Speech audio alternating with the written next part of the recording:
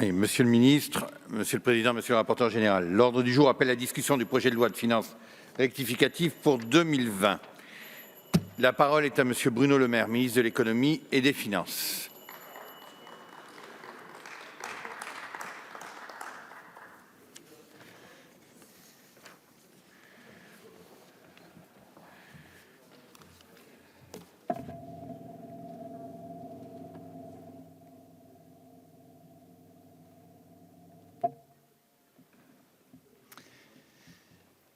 Monsieur le Président de la Commission des Finances, cher Éric Woerth, Monsieur le rapporteur général, cher Laurent Saint-Martin, Mesdames et Messieurs les députés. Il y a 6 mois, la France enregistrait ses meilleures performances économiques depuis 10 ans. Notre taux de croissance était à 1,5 %, un des taux les plus élevés de la zone euro, supérieur de près de 1 point à celui de l'Allemagne. Le chômage était passé sous la barre des 8 % en métropole. Les investissements étaient à la hausse. La France était devenue le pays le plus attractif en Europe pour les investissements étrangers. Il y a 6 mois, grâce à notre politique économique de l'offre, à notre politique fiscale, grâce à la transformation que nous avions engagée du marché du travail, vous aviez, Mesdames et Messieurs les députés de la majorité, gagné le pari économique du Président de la République. La France faible était redevenue la France forte. C'était il y a 6 mois et c'était un autre monde. En quelques semaines, déclenchée par un virus encore inconnu, une tempête économique d'une brutalité sans équivalent dans notre histoire contemporaine s'est abattue sur le monde. Cette tempête économique n'a laissé aucun pays, aucun continent indemne. Elle a provoqué, et elle continuera de provoquer, des faillites par milliers et des licenciements par millions dans le monde. Elle a ravagé des années d'efforts, d'investissements, de travail, en Chine, en Europe, en Amérique. En France, elle se traduit par 2 chiffres, moins 11 % et 121 %. Moins 11 %, c'est le niveau de récession que nous attendons pour 2020, malgré des premiers signes encourageants que nous commençons à enregistrer sur la consommation, sur l'activité industrielle et sur le moral des ménages. 121 %, c'est le niveau de dette publique pour 2020. Nous nous sommes endettés. Mais nous nous sommes endettés à bon escient pour sauver notre économie. Ce chiffre de 121 % traduit la mobilisation exceptionnelle de l'État, des pouvoirs publics, pour protéger nos entreprises, les salariés et les indépendants. Mais cette dette Covid, nous devrons la rembourser. Nous la rembourserons par la croissance, pas par les impôts. Nous la rembourserons en la cantonnant et en la séparant des 100 points de dette initiale. Nous adopterons ainsi la même stratégie que pour la dette sociale, qui a été cantonnée dans la CADES et qui sera remboursée d'ici 2033. La tempête économique est retombée, elle n'a pas disparu. Nous ne savons pas où et quand l'économie peut être frappée encore par l'épidémie. Cette incertitude freine la reprise économique. Elle ralentit le commerce mondial. Elle nous demande de conjuguer reprise du travail et protection sanitaire, tout aussi indispensables l'une que l'autre au maintien de notre productivité. Face à cette situation, je veux tenir le discours de vérité qui a été le mien depuis le début de cette crise. Il nous faudra au moins 2 ans pour retrouver le niveau de PIB que nous avions réussi à atteindre fin 2019. Il nous faudra 2 ans, mais nous le ferons. Dans 2 ans, la France aura retrouvé sa vitalité économique. Nous retrouverons notre vitalité économique parce que la France aura fait le choix de la décarbonation de son économie, des nouvelles technologies, du soutien aux investissements. Nous devons accélérer la transition écologique, comme l'a indiqué tout à l'heure le Président de la République. Nous devons continuer à faire le choix de la croissance durable, Mais croissance durable suppose croissance, et il n'y aura pas de croissance durable s'il n'y a pas de croissance tout court. Et croissance suppose investissement, capital, attractivité, innovation, maîtrise de nos finances publiques. Nous ne décarbonerons pas notre économie en tuant nos entreprises. Ce sont au contraire nos entreprises qui accéléreront la décarbonation de notre économie. Nous retrouvons aussi notre vitalité économique parce que tout au long de son histoire, la France a su puiser dans son génie national pour surmonter les périodes les plus dures de sa vie économique ou financière. Jacques Coeur, premier grand argentier du Royaume de France, a aidé Charles VII à reconquérir notre territoire occupé par les Anglais dans des temps difficiles pour la France. Sully, surintendant des finances du roi Henri IV, a assaini la monnaie, réglé les dettes et diminué les impôts d'un royaume qui courait à sa perte, preuve que la France savait puiser dans son génie national pour surmonter ses difficultés. Et Colbert, le grand Colbert, dont la statue fait la fierté de notre Assemblée, a rétabli les finances d'une monarchie absolue au bord de la faillite. On doit condamner le Code noir, publié en 1685 après la mort de Colbert, sans déchirer pour autant les autres réalisations du vivant de Colbert qui ont fait la gloire de la France en Europe. L'ordonnance civile de 1667, l'ordonnance des eaux et forêts de 1669, le code de commerce de 1673, l'ordonnance de marine de 1681. Regardons notre histoire en face, mais ne la déchirons pas. Nous retrouvons notre vitalité économique, enfin, parce que depuis le premier jour de la crise, nous avons su protéger nos entreprises et nos emplois, notre capital économique comme notre capital humain. Plutôt que de laisser la tempête économique emporter sur son passage nos emplois, nos entreprises, nous avons pris des mesures d'urgence que les banquiers centraux qualifieraient de non conventionnelles et que je qualifierais simplement de justes, de nécessaires, d'efficaces. Preuve que les démocraties libérales, en France et ailleurs, peuvent intervenir aussi rapidement et puissamment que les régimes autoritaires. Preuve aussi que l'État, notre État républicain, conserve dans les domaines économiques et financiers son expertise et sa pleine capacité d'action. Pour certains, l'État en fait toujours trop en période de croissance. Ce sont en général les mêmes qui nous diront qu'il n'en fait jamais assez en période de crise. Ce sont les charmes des contradictions françaises. En 48 heures, avec le Président de la République et le Premier ministre, nous avons débloqué 300 milliards d'euros de prêts garantis par l'État pour soutenir la trésorerie des entreprises les plus en difficulté. Nous avons mis en place le dispositif de chômage partiel le plus généreux en Europe. Nous avons ouvert un fonds de solidarité pour les indépendants et les TPE que nous n'avons pas cessé d'améliorer pour répondre aux attentes et aux inquiétudes des professionnels. Nous avons, comme le rappellera le ministre de l'Action et des Comptes publics, Gérald Darmanin, reporté ou annulé les charges sociales et fiscales pour tous les professionnels qui en avaient besoin. Jamais je ne laisserai dire que l'État n'a pas été au rendez-vous de la crise. Il a répondu bien, il a répondu vite et il a répondu fort.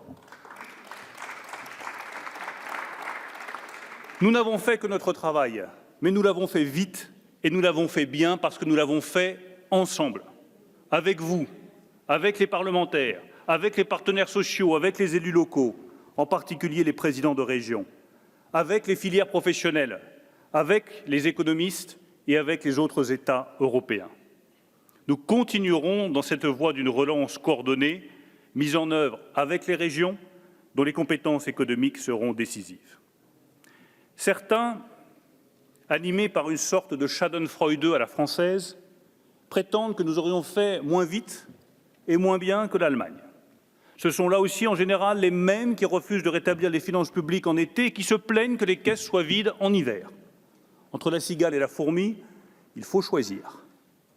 Du reste, je conteste ces présentations biaisées des plans de relance allemands et français. La réalité est que les sommes décaissées sont comparables, les choix économiques cohérents, et que c'est une bonne nouvelle pour nos deux pays comme pour l'Europe, car notre relance économique sera d'autant plus efficace qu'elle sera coordonnée entre les deux plus grandes économies européennes. Depuis plusieurs semaines, nous avons multiplié les échanges avec mon collègue ministre des Finances Olaf Scholz et mon collègue ministre de l'économie Peter Altmaier.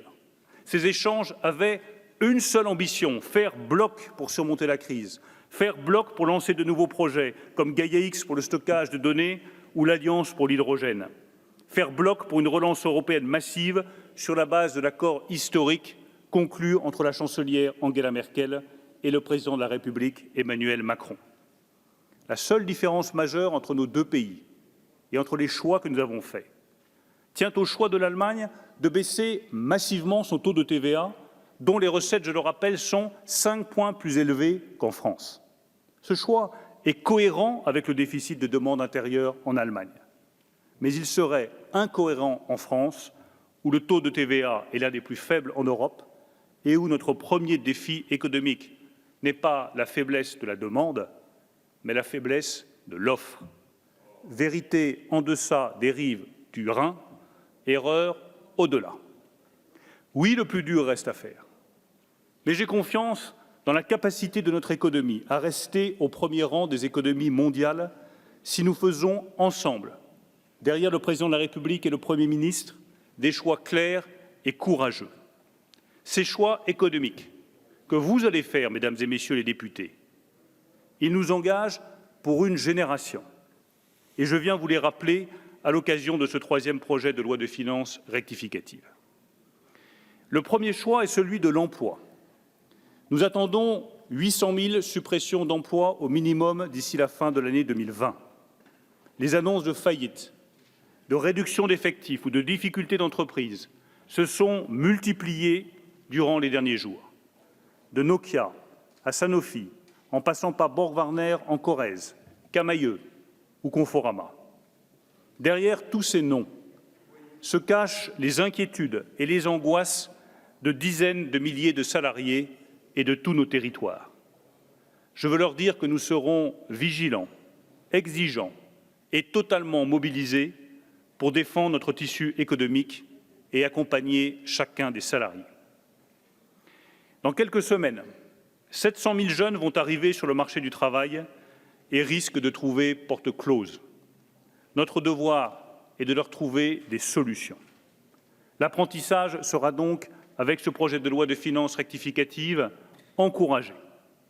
L'apprentissage a été un des grands succès de ces 3 dernières années. 50 000 jeunes sont devenus apprentis en 2019. La France était en train d'opérer une véritable révolution culturelle sur l'apprentissage. Il faut savoir aller, comme on dit sur les bancs de gauche de cet hémicycle, au bout d'une révolution. Eh bien, nous irons au bout de la révolution de l'apprentissage qui ne coupe pas les têtes, mais qui les fait grandir. Pour cela, nous verserons, comme l'a annoncé la ministre du Travail, Muriel Pénicaud, une prime de 8 000 € pour l'emploi d'un apprenti majeur et de 5 000 € pour l'emploi d'un apprenti mineur. Nous étendrons ce dispositif aux contrats de professionnalisation et nous travaillons actuellement avec les partenaires sociaux à une réduction du coût d'embauche des jeunes. Je sais qu'un certain nombre d'entre vous ont fait des propositions sur ce sujet. Le deuxième choix sera celui de la croissance durable. Dans un monde qui va toujours plus vite, il y a une vertu à l'arrêt. Il nous oblige à réfléchir. Quel modèle de croissance voulons-nous pour la France et pour l'Europe? Voulons-nous la fuite en avant? Continuer de consommer, de produire sans considération pour le coût environnemental de cette consommation?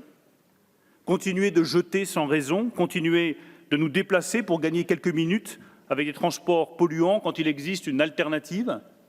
Continuer de gaspiller sans limite au risque de gaspiller notre propre planète?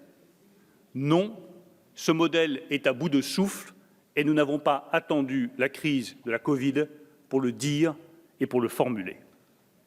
Ce modèle a épuisé nos ressources, décimé notre biodiversité et aggravé les inégalités entre les États et à l'intérieur de certaines nations.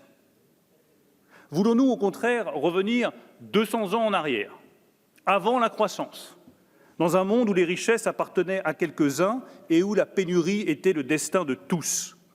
Non, nous refusons la décroissance qui conduirait tout droit à l'appauvrissement des Français et à un déclassement économique, politique rapide de la France.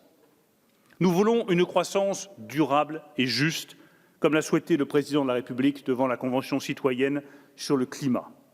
Nous voulons continuer à prospérer, continuer à innover. Nous voulons continuer à diffuser des savoirs au plus grand nombre. Nous voulons continuer à soigner avec les meilleures thérapies et avec les technologies de pointe.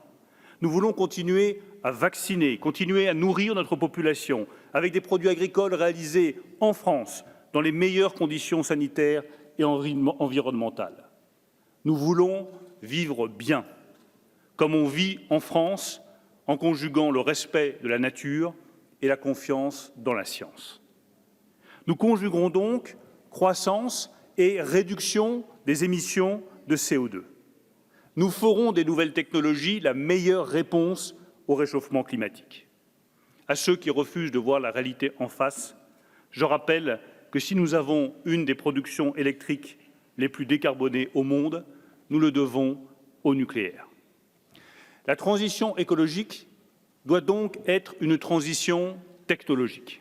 Hydrogène, gestion des flux électriques, stockage des énergies renouvelables, batteries électriques, intelligence artificielle dans les réseaux. Toutes ces solutions environnementales sont aussi des solutions technologiques et toutes ces solutions figurent dans les plans sectoriels qui sont présentés dans ce projet de loi de finances rectificative. À tous ceux qui doutent, je rappelle que la majorité doit être fière non seulement de ses ambitions environnementales, mais aussi de son bilan environnemental et de ce qu'elle a fait depuis 3 ans pour accélérer la transition écologique. Et elle doit porter haut et fort son bilan environnemental. Elle doit rappeler que nous avons engagé des mesures puissantes pour la rénovation énergétique des bâtiments, pour le renouvellement du parc automobile ou pour le déploiement des énergies renouvelables. Qui a arrêté la construction de l'aéroport de Notre-Dame-des-Landes ou du grand centre commercial Europa City? Vous, mesdames et messieurs les députés de la majorité. Qui a arrêté les garanties export pour le charbon? Vous, mesdames et messieurs les députés de la majorité. Qui a financé les champs éoliens au large des côtes normandes? Qui a voté la loi anti-gaspillage pour une économie circulaire? Qui a voté la loi énergie et climat qui fixe l'objectif de neutralité carbone en 2050 et arrêtera les dernières centrales à charbon de France? Vous, mesdames et messieurs les députés de la majorité, alors je vous en supplie, soyez fiers de ce que vous avez fait et encore plus ambitieux pour ce que vous ferez demain pour l'accélération de la transition écologique de notre pays. Tous ceux qui ont si vivement critiqué nos choix nationaux et qui se retrouvent désormais, par la voie du suffrage universel, à la tête de grands exécutifs locaux, pourront mesurer combien il est nécessaire, mais aussi combien il est difficile de traduire en décisions responsables ces convictions écologiques. Le réel résiste, il faut apprendre à le changer. Nous continuerons à le changer en accélérant la décarbonation de notre économie dans ce 3e projet de loi de finances rectificative. Dans tous les plans sectoriels qui vous sont présentés, sans exception, des investissements massifs seront engagés pour la transition écologique. Dans l'aéronautique, le Conseil pour la recherche aéronautique civile recevra un soutien massif d'1,5 milliard d'euros sur 3 ans pour développer en France les technologies de réduction de la consommation de carburant, les technologies d'électrification des appareils et les expérimentations de carburants neutres en carbone comme l'hydrogène. Dans l'automobile, 150 millions d'euros seront investis dès 2020 pour faire de la France l'un des pays les plus avancés dans les technologies du véhicule propre. Nous investirons dans les batteries, nous investirons dans le recyclage de ces batteries, nous investirons dans l'hydrogène et nous serons à la pointe en Europe des véhicules propres.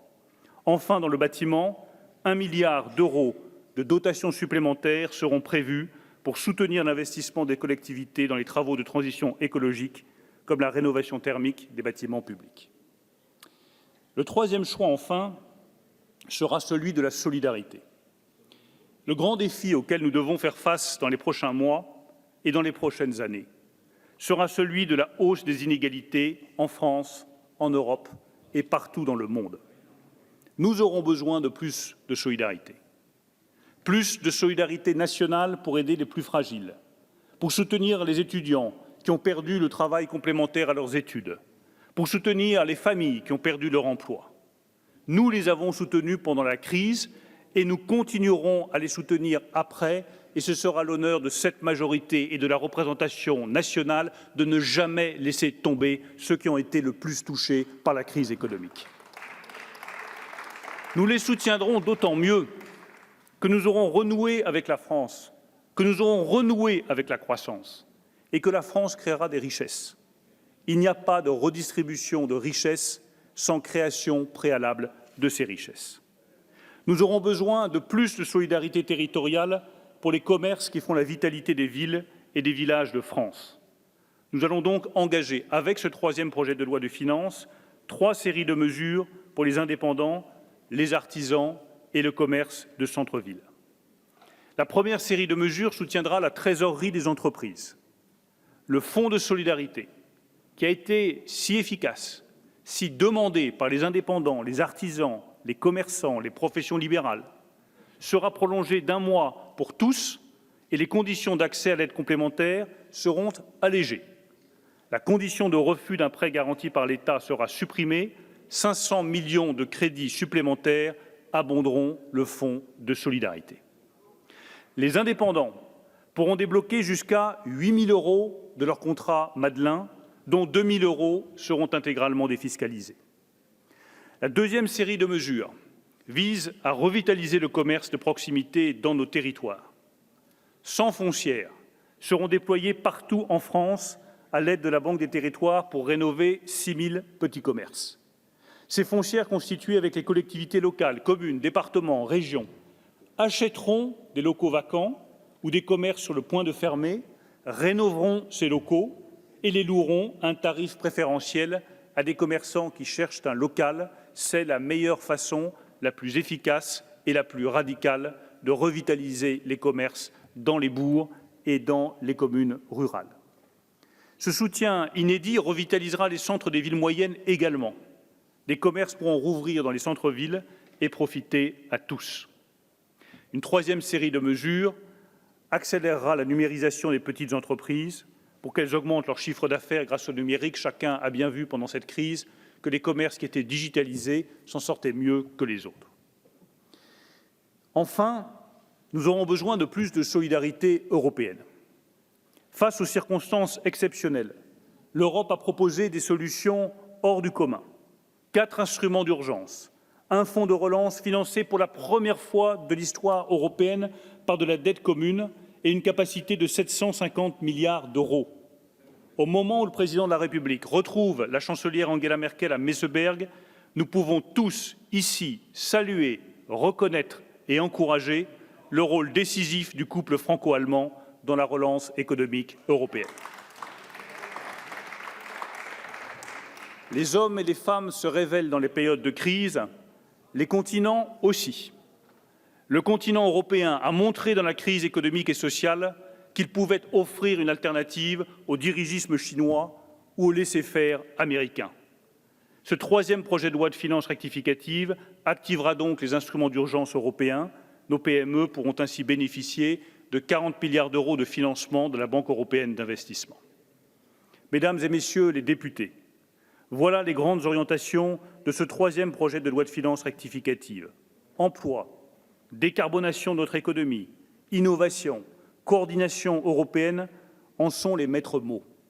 En septembre viendra le troisième temps de la relance. Nous devrons décider avec le président de la République et le Premier ministre des instruments les plus efficaces pour permettre à notre économie de retrouver en 2022 son niveau de croissance.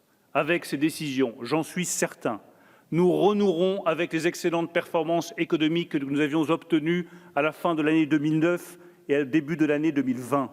Nous renouerons avec les succès des 3 premières années du quinquennat. Nous renouerons avec la prospérité qui garantira la prospérité des générations futures. Je vous remercie. La parole est à Monsieur le ministre Gérald Darmanin, ministre de l'Action et des Comptes publics.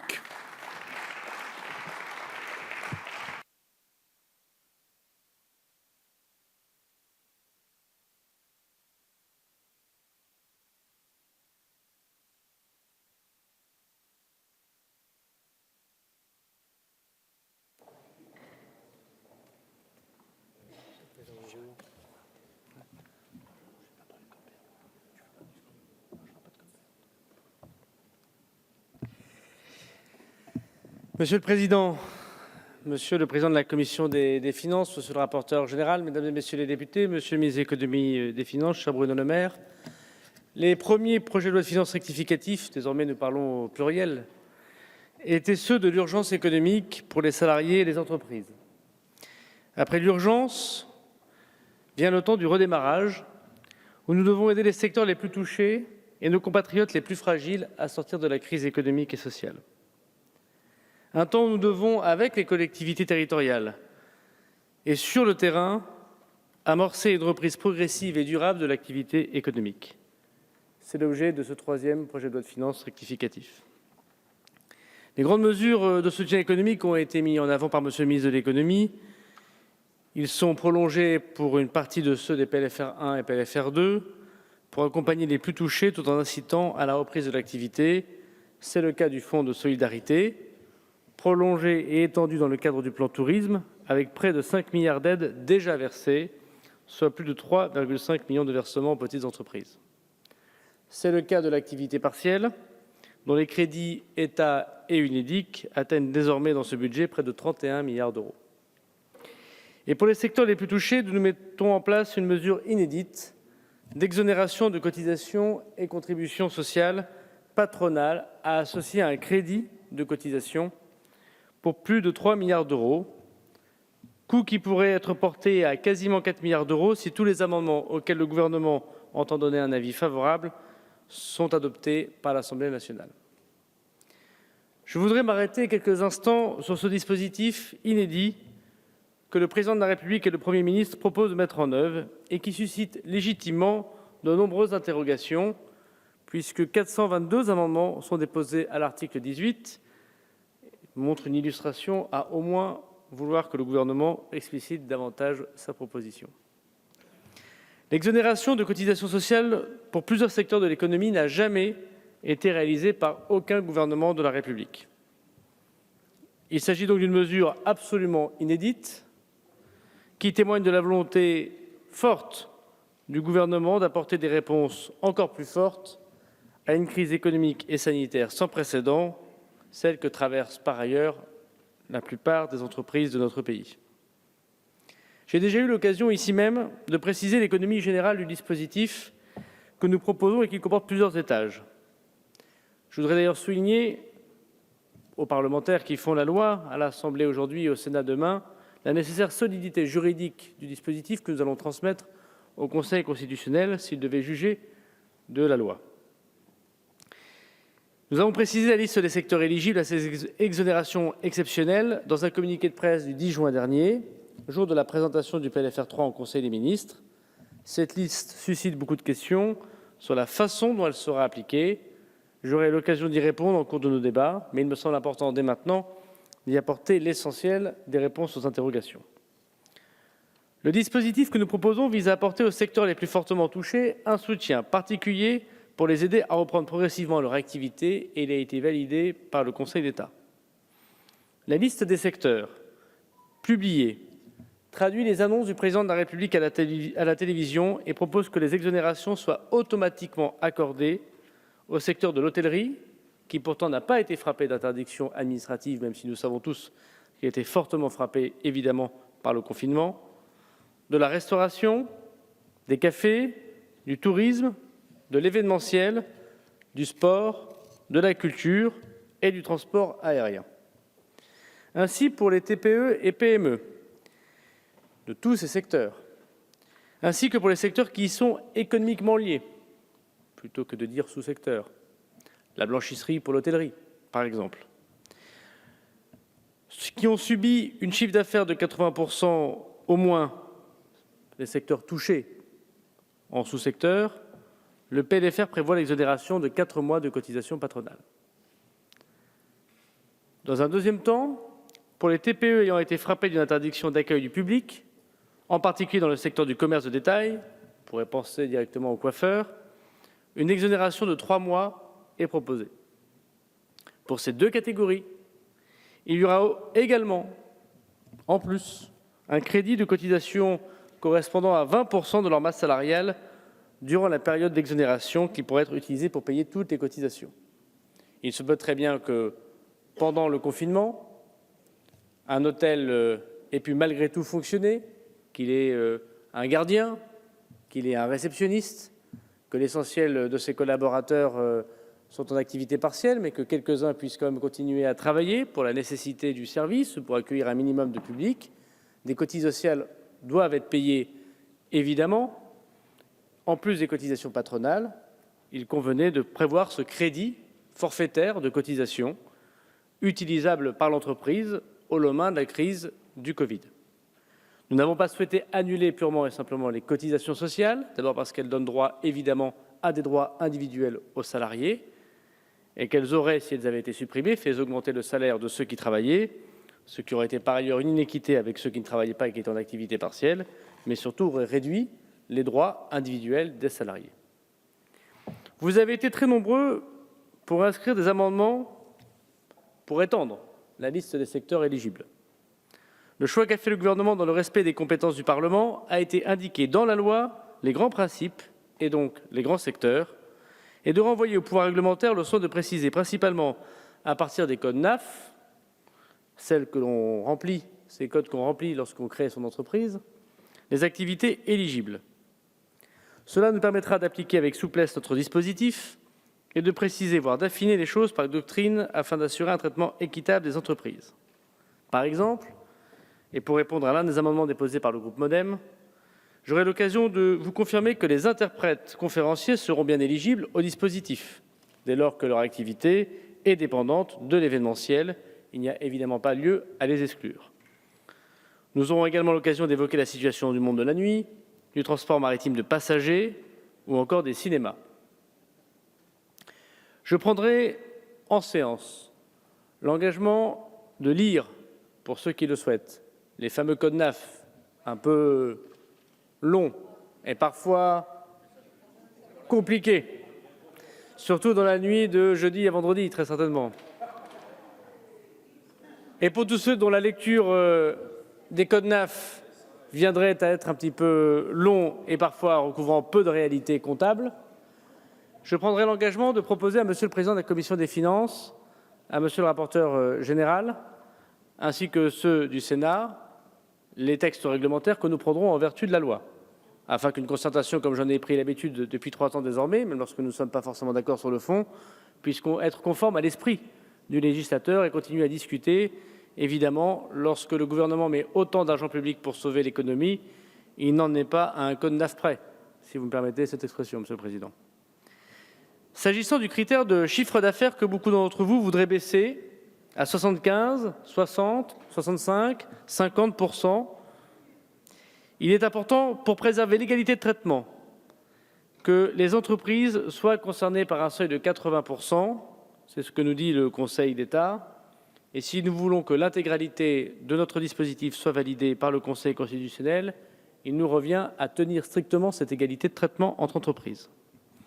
Ce seuil de 80% témoigne de la dépendance à l'un des secteurs dits prioritaires et justifie que les entreprises concernées bénéficient de la même exonération que celles des secteurs dont elles dépendent. Il se peut très bien qu'il y ait des producteurs dont la très grande majorité travaille avec la restauration, qu'ils aient donc eu beaucoup de difficultés à fonctionner pendant cette période et qu'ils aient une perte de chiffre pourcent de plus de 80% de chiffre d'affaires, et que dans le même secteur, travaillant davantage avec la grande distribution, n'ayant pas eu besoin donc d'aide particulière parce qu'ayant fait leur chiffre d'affaires, pourrait-on dire, à peu près normal, que ces deux secteurs soient certes aidés, mais de manière différenciée. Ce n'est pas du coup le fait d'être viticulteur ou le fait d'être blanchisseur qui doit être aidé, mais le fait d'être dépendant de l'économie qui est fermée. Nous aiderons davantage les blanchisseurs qui travaillent avec les hôtels et les restaurants, plutôt que les blanchisseurs qui pourraient travailler avec d'autres secteurs économiques qui n'ont pas connu la crise économique. Nous avons fait le choix de leur offrir également 100% d'exonération sur 4 mois et non un pourcentage moins élevé à ces fameux 80% des secteurs qui vivent des grands secteurs prioritaires que le Parlement listera. Abaisser ce critère, c'est augmenter le risque de différence de traitement non justifié, c'est fragiliser juridiquement pour l'ensemble des entreprises françaises qui auront ces aides le dispositif que votera le Parlement. Pour ces mêmes raisons, nous traiterons les cas des pluriactivités, il y a beaucoup d'amendements sur ce sujet, en retenant l'activité principale. Revenir sur les critères reviendrait à exonérer un nombre extrêmement important d'entreprises, avec un risque de taille pour le financement des droits sociaux de la sécurité sociale qui va cette année atteindre le triste record pour l'instant de 52 milliards d'euros. Par ailleurs, l'article 18 ne se résume pas aux 2 étages d'exonération que je viens de citer. Il comporte, et c'est très important, un filet de sécurité pour toutes les entreprises, quels que soient les secteurs, quelle que soit leur place dans le territoire national, qui ne seront pas automatiquement éligibles à exonération. Je le répète, quel que soit le secteur, toutes les entreprises de 50 salariés ou moins, pourront ainsi, à leur demande, bénéficier de remises de cotisations patronales au cas par cas à hauteur de 50%. Je donnerai une instruction aux URSSAF dès le vote dans l'hémicycle pour que cela soit préparé dès la promulgation de la loi. Cela leur permettra de réduire leurs passifs sociaux très rapidement et massivement, soutenant ainsi la reprise d'activité. Enfin, et je le répète, 4e étage dans l'exonération, toutes les entreprises, quel que soit leur secteur, quelle que soit leur taille, quelle que soit leur place dans le territoire national, pourront bénéficier d'étalements exceptionnels jusqu'à 36 mois pour payer les cotisations et impôts qui leur resteront à acquitter. Instruction a déjà été donnée à la Direction générale des finances publiques et aux URSSAF pour ce point. Le gouvernement entend également les demandes exprimées en commission sur les travailleurs indépendants. Nous donnerons donc un avis favorable à l'amendement déposé par le groupe MODEM qui permettra aux travailleurs indépendants de bénéficier de plans d'apurement sur proposition des organismes de recouvrement et non à leur demande. Ainsi qu'à celui de monsieur le rapporteur général qui propose, pour répondre aux nombreuses demandes formulées pour renforcer le soutien à l'agriculture notamment, un filet de sécurité pour l'ensemble des travailleurs indépendants, dont les exploitants agricoles, qui permettrait une remise exceptionnelle et partielle des dettes et cotisations. Pour les entreprises des secteurs de l'hôtellerie, de la restauration, des cafés, du tourisme, de l'événementiel, du sport, de la culture, du transport aérien, nous proposons également aux collectivités du bloc communal d'activer le dégrèvement exceptionnel de CFE qui allégera l'imposition des entreprises de 2/3 et dont 1/3 sera pris en charge par l'État alors que c'est un impôt que l'État ne perçoit pas. Consigne a été donnée également à la Direction générale des finances publiques de ne pas appeler l'impôt du premier acompte qui est normalement versé au mois de juin pour la plupart des entreprises. Les dates de délibération suscitent l'interrogation et plusieurs amendements proposent de décaler la date du 31 juillet. Décaler la date du 31 juillet serait ne pas pouvoir faire ce dégrèvement. Ben oui, mais cette date qui constitue... J'y arrive. Cette date qui constitue déjà un report substantiel par rapport au calendrier habituel de délibération des collectivités locales est impérative.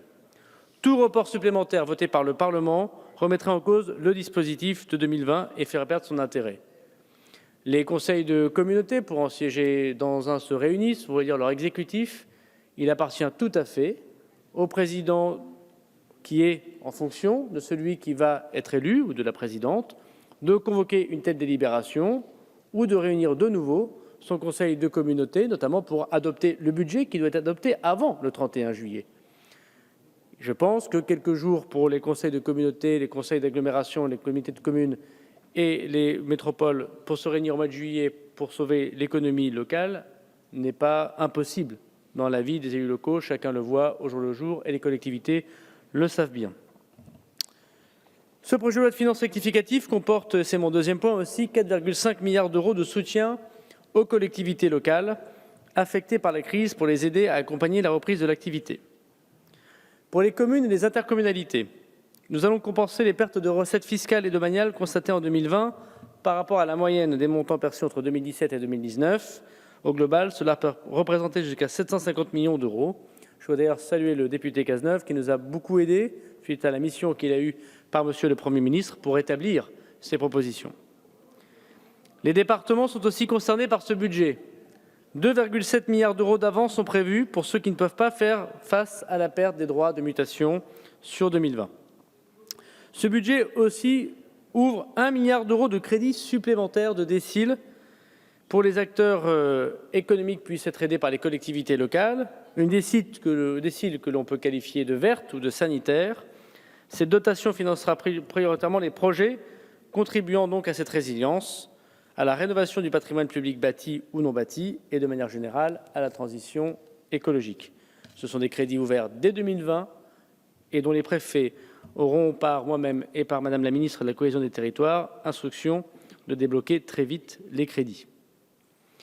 Nous n'oublions pas non plus les collectivités d'outre-mer qui subissent de plein fouet cette crise, ne fait notamment de leurs recettes particulières. Ce projet de loi de finances rectificative prévoit pour elles une compensation des pertes et des recettes d'octroi de mer et de taxes spéciales de consommation sur les carburants pour 60 millions d'euros. Comme nous l'avons déjà fait dans le dernier budget en ce qui concerne le gouvernement de Nouvelle-Calédonie, nous allons garantir un prêt pour la Polynésie française à hauteur de 240 millions d'euros pour payer le chômage partiel, compenser les pertes de cotisations sociales, aider le secteur touristique, malgré le fait que ces compétences sont en général celles du gouvernement de Polynésie française. Je voudrais d'ailleurs souligner qu'aucun gouvernement non plus n'a compensé les recettes fiscales des collectivités, sous aucune république, et la dernière crise que nous avons connue s'est plutôt traduite par une baisse des dotations aux collectivités locales que par une compensation de recettes. De ce point de vue, le gouvernement fait un effort sans précédent et il a entendu la représentation nationale.